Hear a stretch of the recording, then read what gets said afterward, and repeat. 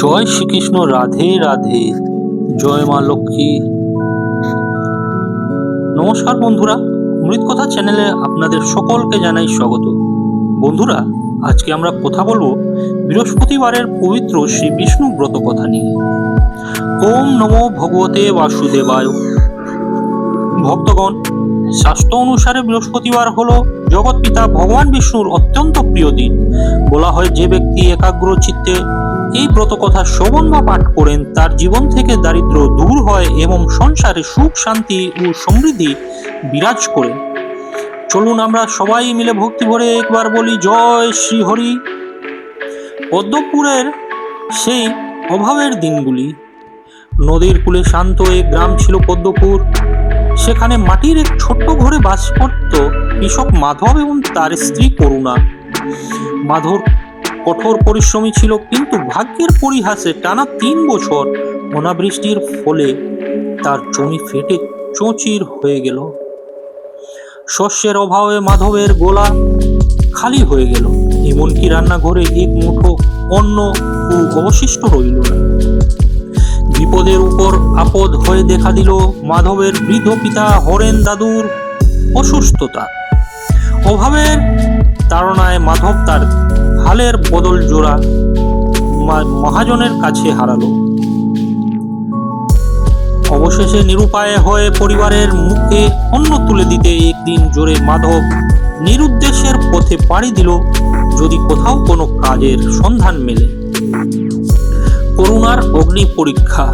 মাধব চলে যাওয়ার পর করুণার জীবন হয়ে উঠল আরো কঠিন। রুগ্ন শ্বশুর আর ছোট্ট ছেলে বিমলের ক্ষুধার জ্বালা মেটাতে সে মানুষের বাড়িতে হাড় ভাঙা খাটুনি শুরু করল। সারাদিন কাজ শেষে যা সামান্য খুদো বা আনাজ জুটত, তাই দিয়ে সে পরিবারের মুখে আর তুলে দিত। এত কষ্টের মাঝেও করুণার হৃদয়ে একটা বিশ্বাসের প্রদীপ জ্বলত। সে প্রতি বৃহস্পতিবার তুলসী তলায় প্রদীপ জ্বেলে স্বামীর মঙ্গল এবং অভাব মুক্তির জন্য প্রার্থনা করত। অলৌকিক সন্ন্যাসীর আগমন। এক তপ্ত বৃহস্পতিবার দুপুরে করুণার ভাঙা দাওয়ায় এসে উপস্থিত হলেন এক জ্যোতির্ময় বৃদ্ধ সন্ন্যাসী। তার কপালে চন্দনের তিলক আর চোখে স্বর্গীয় করুণা। পিপাসার্ত সন্ন্যাসীকে করুণা নিজের কলস থেকে জল দিল এবং বিমলের রাতের জন্য রাখা সামান্য ক্ষুধো সেদ্ধটুকু পরম যত্নে তাকে খেতে দিল। করুণার এই অতিথি সেবা দেখে সন্ন্যাসী প্রসন্ন হলেন। তিনি করুণাকে বললেন, মা, ধৈর্য ধরো। অন্ধকার যত গভীর হয়, ভোরের আলো তত কাছে আসে। ভগবান বিষ্ণুর কৃপায় তোমার দুঃখের অবসান হবে। ব্রত পালনের নিয়ম ও মাহাত্ম্য। সন্ন্যাসী করুণাকে অভাব মুক্তির জন্য বৃহস্পতিবারের বিষ্ণু ব্রত পালনের পরামর্শ দিলেন। তিনি শেখালেন শৌচ বস্ত্র। বৃহস্পতিবার সূর্যোদয়ের আগে স্নান সেরে শুদ্ধ, সম্ভব হলে হলুদ রঙের বস্ত্র পরিধান করতে হবে। পূজা। একটি মাটির ঘটে গঙ্গা জল বা পরিষ্কার জল ভরে আম্রপল্লব ও তুলসী পাতা দিয়ে নারায়ণের চরণে ভক্তি নিবেদন করতে হবে। আচরণ। এই দিন কাউকে কটু কথা বলা যাবে না, মনে কোনো হিংসা রাখা চলবে না। আহার। সারাদিন উপবাস থেকে সন্ধ্যায় তুলসী তলায় প্রদীপ জেলে ব্রত কথা শ্রবণ করতে হবে। এরপর সাত্বিক আহার গ্রহণ করতে হবে। সন্ন্যাসী আরো বললেন, মা, ভগবান কেবল ভক্তির কাঙাল। এক ঘটি জল আর তুলসী পাতাতেই তিনি তুষ্ট হন। সন্ন্যাসীর অন্তর্ধান ও নতুন আশা। উপদেশ শেষে সন্ন্যাসী করুণার কপালে সুগন্ধি চন্দনের তিলক এঁকে দিলেন। করুণা যখন তার চরণে প্রণাম করতে নিচু হলো, তখন এক অলৌকিক কাণ্ড ঘটল। সে দেখলো সেখানে কোনো রক্ত মাংসের শরীর নেই।